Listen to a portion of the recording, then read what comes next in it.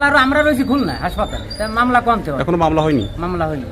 আরো পুলিশ উল্টে রেড দিচ্ছে তার বাসায়, যে পুলিশ আর্মি মনে টাকা খাইছে, আর নাহলে পুলিশে টাকা খাইছে, টাকা খাই মনে করেন উল্টে এর বাসায় যে রেড দিচ্ছে। হ্যাঁ, নড়াইল জেলার কালিয়া উপজেলার সিলিমপুর গ্রামে হালিম মোল্লা, ইসরাইল মোল্লা ও সোহান শেখের নেতৃত্বে একই পরিবারের 7 জনকে কুপিয়ে রক্ত জখম করেছে স্থানীয় সন্ত্রাস বাহিনী। আমার বাড়ি গাজীরহাট, আর এই ঘটনা ঘটছে হচ্ছে সিলিমপুর গ্রামের হামিদপুর ইউনিয়নের ভেতর।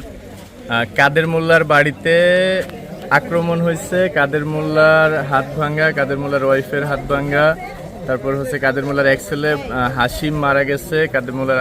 আর এই ঘটনার সূত্রপাত হচ্ছে গাজীরহাট ইউনিয়ন যুবলীগের আহ্বায়ক হামিম মোল্লা, তার ভাই ঠান্ডা মোল্লা। তথ্য সূত্রে নড়াইল কালিয়া উপজেলার সিলিমপুর গ্রামে আধিপত্য বিস্তারকে কেন্দ্র করে একই পরিবারের 7 জনকে নির্মমভাবে কুপিয়ে রক্ত জখম করেছে স্থানীয় ও বহিরাগত সন্ত্রাস, যাদের মধ্যে হাশেম মোল্লা পিতা আব্দুল কাদের মোল্লা ঘটনাস্থলে মৃত্যুবরণ করে। মারার কারণ হলো আমার ছেলেও বিএমপি করে, তারাও বিএমপি করে, হামিন মোল্লা আমলিক করে, আর তার হামিন লিক করে, আর তার বংশের লোক কিছু বিএমপি করে। এখন তারা মাইনে নিতে চায় ঠান্ডা মোল্লারে, কিন্তু আমার ছেলেরা ঠান্ডা মোল্লারে, হামিন মোল্লারে মাইনে নিতে রাজি না।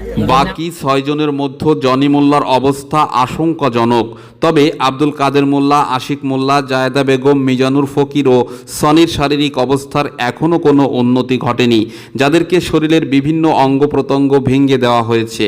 যাদের মধ্যে সনি মোল্লাকে উন্নত চিকিৎসার জন্য ঢাকাতে প্রেরণ করা হলেও অবস্থার কোনো উন্নতি ঘটেনি, যেহেতু জনি মোল্লার বাম হাতের কবজি, ডান হাতের 3টি আঙ্গুল ও বাম পায়ের 4টি আঙ্গুল কর্তন করেছেন সন্ত্রাসীরা।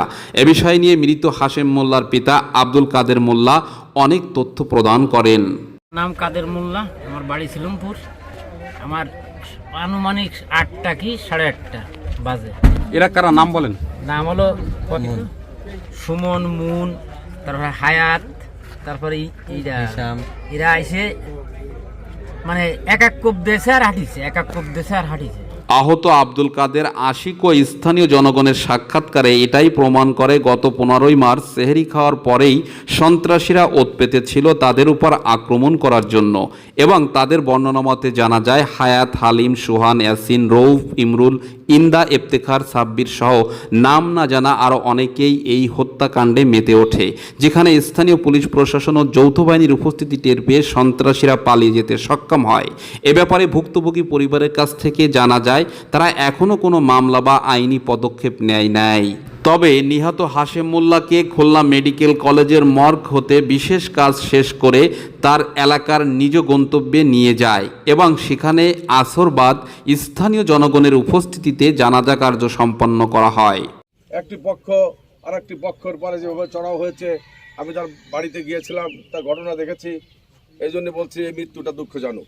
ঘটনাস্থলে নিহত হাশেম মোল্লার ছেলে আশিক মোল্লার অবস্থাও বেশ আশঙ্কাজনক, যেহেতু তার একটি পায়ের হাঁটুর নিচের অংশ ভেঙে গুড়িয়ে দিয়েছে। আশিক যেমন বর্ণনা দিল। আমার আব্বুরে হায়াত কুপাইছে। আপনার আব্বুরে মারছে? যে মারা গেছে সে আমার বাবা? আমার আব্বু। আপনার বাবার নাম কি? হাশেম মোল্লা। এ বিষয় নিয়ে উক্ত এলাকায় থমথমে ও ভীতিকর পরিবেশ সৃষ্টি হয়েছে। মানুষের মধ্যেও আতঙ্ক আর ভয় কাজ করছে। তবে প্রাথমিকভাবে জানা গেছে নড়াইল জেলার কালিয়া উপজেলার বিভিন্ন গ্রামে অস্ত্র, মাদক, সন্ত্রাসীদের আড্ডা বা অভয়ারণ্যে পরিণত হয়েছে। এমতো অবস্থায় আইন শৃঙ্খলা বাহিনীকে কঠোর পদক্ষেপের মধ্য দিয়ে সকল অপরাধ, সন্ত্রাস রুখে দেওয়া সম্ভব।